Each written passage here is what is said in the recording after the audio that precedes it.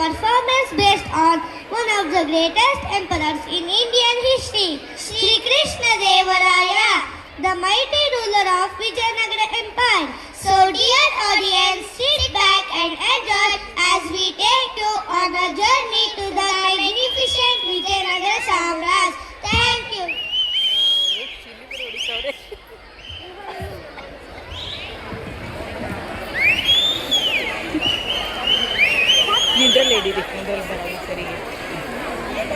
Last ಬಂದ್ಬಿಟ್ಲು.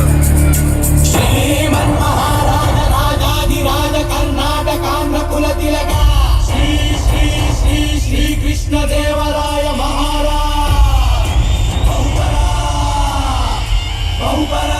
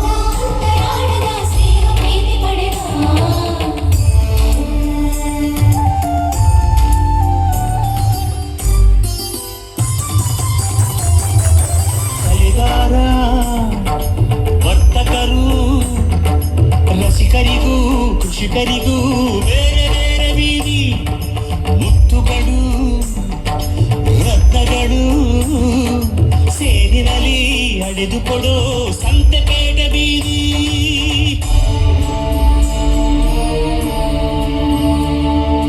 ಭುವಿಗೆ ಇಳಿದ ಅಮರಲೋಕ ವಿಜಯನಗರ.